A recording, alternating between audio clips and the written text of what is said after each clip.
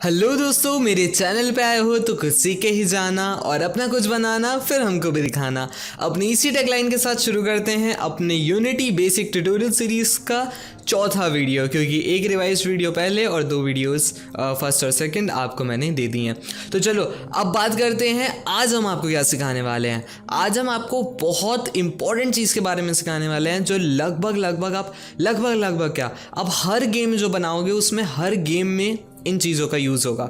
Rigid body component और box collider component और कुछ चीज़ें और हैं जिनके बारे में आज हम आपको बताने वाले हैं। और आज हम क्या करेंगे, आज हम अपने कैरेक्टर को कैसे हमारा कैरेक्टर खड़ा हो सकता है एक जगह पे, ये भी आपको करके दिखाएंगे।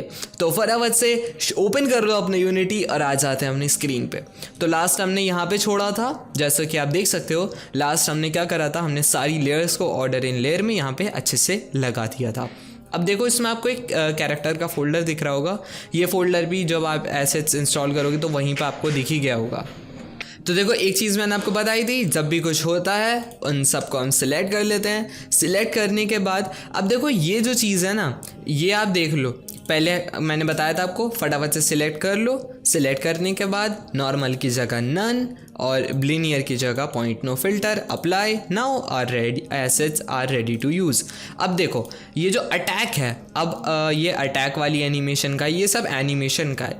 तो हम क्या कर लेते हैं, आइडल। आइडल मतलब जब वो खड़े रहेगा, खड़े होकर जो उसकी एनिमेशन होती है। अब अगर मैं इसे यहाँ पे डालूंगा अपने कैरेक्टर को, तो ये देख सकते हो ये अलग अलग स्प्राइट्स में है। लेकिन मैं चाहता हूँ कि भाई मैं बस एक ही स्प्राइट लूँ, तो ये तो एनिमेशन में है फ्रेम बाय फ्रेम की। तो ये चीज़ मैं कैसे करता हूँ, तो यहाँ देखो अभी इसको हम कर देते हैं डिलीट। अब क्या करो, आइडल एनिमेशन को इसको सिलेक्ट कर लो।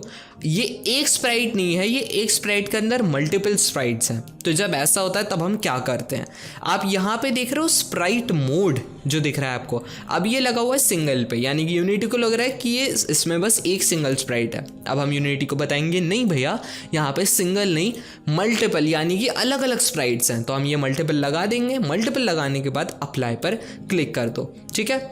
अब ये स्प्राइट एडिटर आपको दिख रहा है, स्प्राइट एडिटर पे क्लिक करो। इससे क्या होगा, हम यहाँ पे खोल लेंगे। अब हमें इसे क्या करना पड़ेगा, स्लाइस करना पड़ेगा। स्लाइस का मतलब है अलग अलग करना। इन सब चीज़ों को हम अलग अलग कर देंगे। अब कैसे करेंगे, देखो ये जो है ना, ये एक बॉक्सेस में पहले से ही ये मैंने नहीं बनाए हैं, ये आपको itch.io की साइट से मैंने डाउनलोड करके पैकेज में दे दिए हैं। ये मैंने नहीं बनाया, ठीक है। यहाँ से मैंने इसे डाउनलोड किया था। फ्री टू यूज़ एसेट्स आप किसी भी प्रोजेक्ट में से यूज़ कर सकते हो। तो अब ये जो है, ठीक है, अब यहाँ पे इसका नाम है द स्ट्रॉम हेड ड्रॉइड, ठीक है। अब ये जो है 199 by into 124 pixels, 119 into 124 pixels, ठीक है। इसका मतलब यह है कि ये जो पूरा आपका स्प्राइट है ये इतने पिक्सल के बॉक्सेस में डिवाइड है। मैं दिखाता हूँ, आप समझ जाओगे। तो क्या करो, स्लाइस पे आ जाओ, 199 यहाँ पे लिख दो और 124 यहाँ पे लिख दो। पहले से 64 और 64 होगा, तो 199 इधर डाल दो, 124 इधर डाल दो।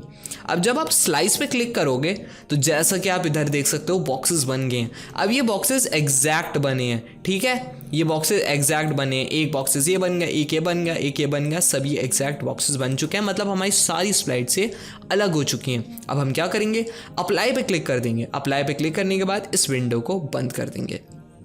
तो ये आइडल इधर है। जब आप ये इसके आगे इधर इस पॉइंट पे क्लिक करोगे ना, तो देखो हमारी सारी स्प्राइट्स अलग हो चुकी हैं।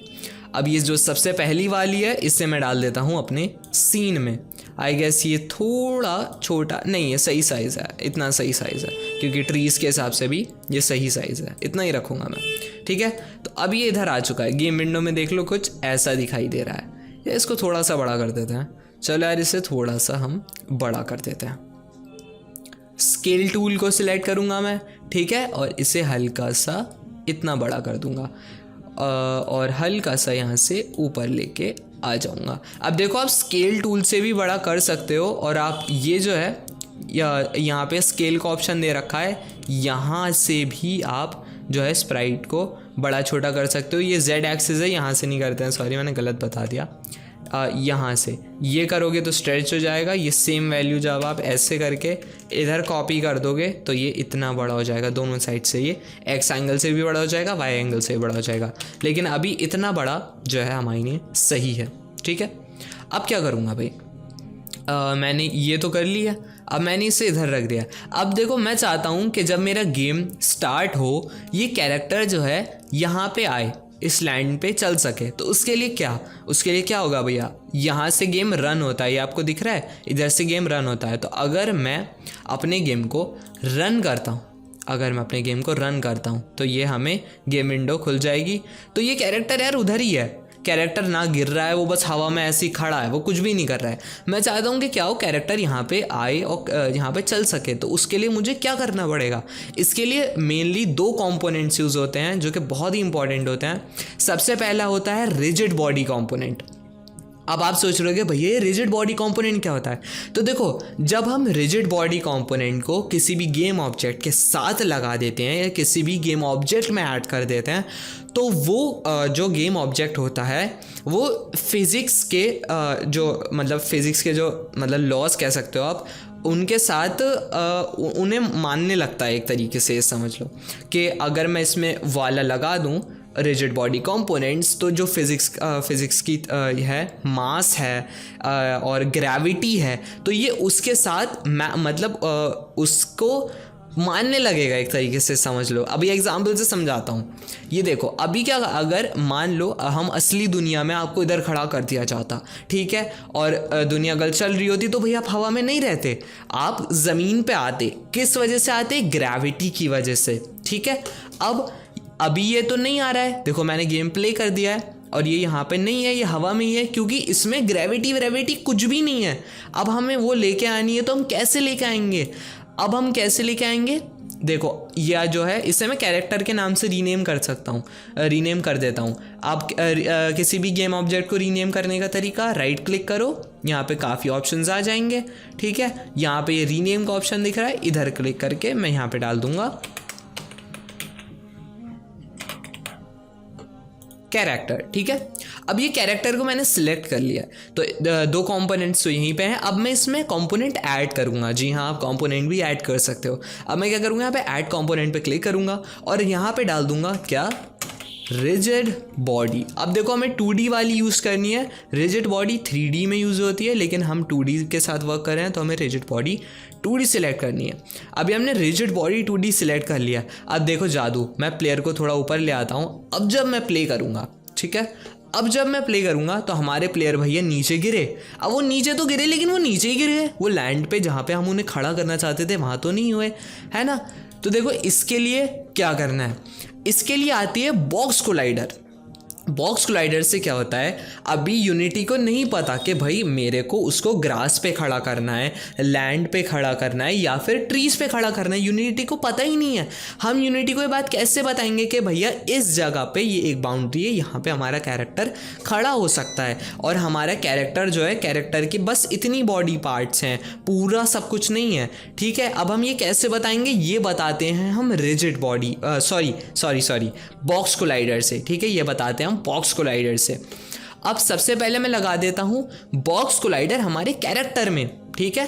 अब मैं इधर आ जाऊंगा, फिर से ऐड कंपोनेंट पे क्लिक करूंगा, यहां पे आप सर्च कर सकते हो, यहां पे मैं सर्च करूंगा बॉक्स कोलाइडर। अच्छा, कोलाइडर भी काफ़ी अलग अलग तरीके के होते हैं। जैसे अगर आप कोलाइडर सर्च करोगे तो देख सकते हो काफ़ी अलग अलग तरीके के कोलाइडर हैं।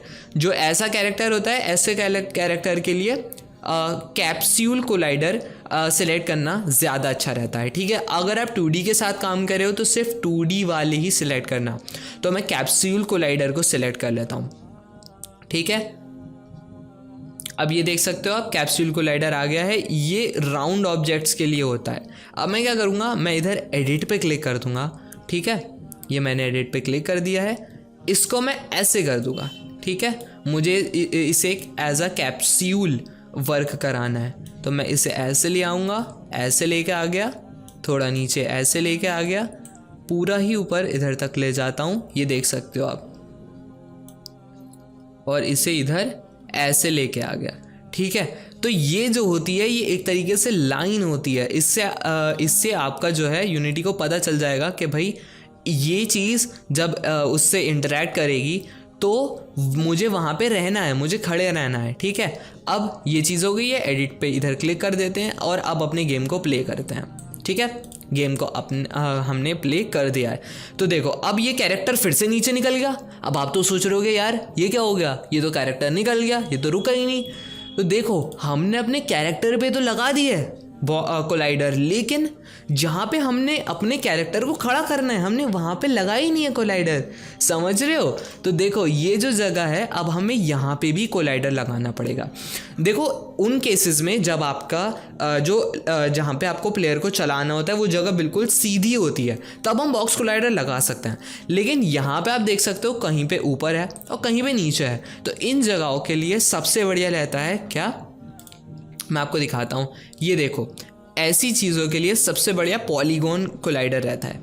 तो मैं क्या करूँगा, मुझे इधर नहीं लेके आना है पॉलीगॉन कोलाइडर। ठीक है, मुझे इधर नहीं लेके आना है, मुझे कैरेक्टर को लैंड वाली लेयर पे चलाना है। तो मैं क्या करूँगा, मैं यहाँ क्लिक कर दूँगा और ऐड कंपोनेंट पे आऊँगा और पॉलीगॉन कोलाइडर 2D को क्लिक कर दूंगा। तो जैसा कि आप देख सकते हो वो हमारी लेयर इतनी ही थी तो ये अपने आप वहाँ पे आ गया है। ठीक है, आप देख सकते हो ये अपने आप ही उसके ऊपर आ गया है, लेकिन ये भी देख सकते हो आप थोड़ा बहुत ये सही से नहीं आया है। ठीक है, तो इस चीज़ को आप सही भी कर सकते हो, इधर आप अपने हिसाब से इसे नीचे लेके आ सकते हो। ठीक है, जिस एंगल से आपको लेके आना है आप इससे उस हिसाब से सही कर सकते हो। ठीक है, फटाफट से मैं इसे सही कर देता हूँ, आप भी सही करो।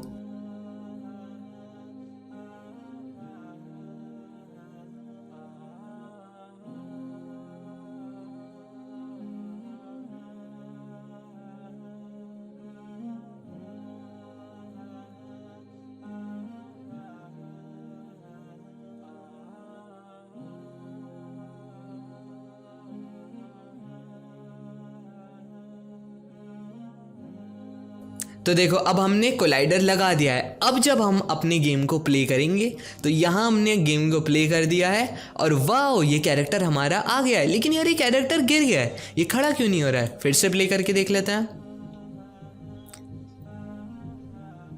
अच्छा ये फिर से गिर गया है, लेकिन भैया ये खड़ा क्यों नहीं हो रहा है? मैं चाहता हूँ ये अपने लेग्स पे खड़ा हो। तो देखो इसका रीज़न क्या है, इसको याद रखना, क्योंकि मुझे जब स्टार्टिंग में मैं सीख रहा था गेम डेवलपमेंट तब इस चीज़ ने मुझे बहुत परेशान किया था। ठीक है, जबकि ये बहुत आसान चीज़ है। अब ये देखो मैं आपको समझा देता हूँ। जो 2D होता है ना, 2D में सिर्फ दो चीज़ें होती हैं, एक एक्स एक्सिस होता है और एक वाई एक्सिस होता है। 2D में बस ये दो एक्सिस होते हैं, तीसरा एक्सिस नहीं होता है जेड एक्सिस। जैसे दिखाता हूँ मैं आपको। जब ये हमने कैरेक्टर को सिलेक्ट कर लिया है, ठीक है, अब अगर मैं कैरेक्टर को इधर उधर लेके जा सकता हूँ। ठीक है, ये हो गया एक्स एक्सिस, और मैं ऊपर नीचे लेके जा सकता हूँ, ये हो गया वाई एक्सिस। लेकिन जो 3D होता है ना, जैसे ये 2D का दिख रहा है, मैं अगर इधर क्लिक करूं तो ये डायमेंशन आ गया, ये 3 डायमेंशनल होता है। आपको इस चीज़ पे ध्यान नहीं देना है।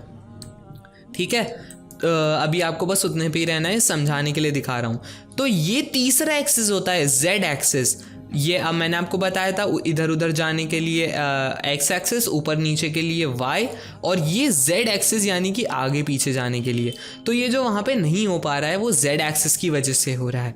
अब मैं क्या करूँगा, वापस अपने 2D में आ जाऊँगा। इससे सही कैसे करना है मुझे, तो मैं क्या करूँगा, मैं अपने कैरेक्टर को सिलेक्ट करूँगा, रिजिड बॉडी में आ जाऊँगा। रिजिड बॉडी में आने के बाद आपको ये दिख रहा है कॉन्स्ट्रेंट्स, इधर आपको आना है और फ्रीज कर देना है जेड एक्सिस को।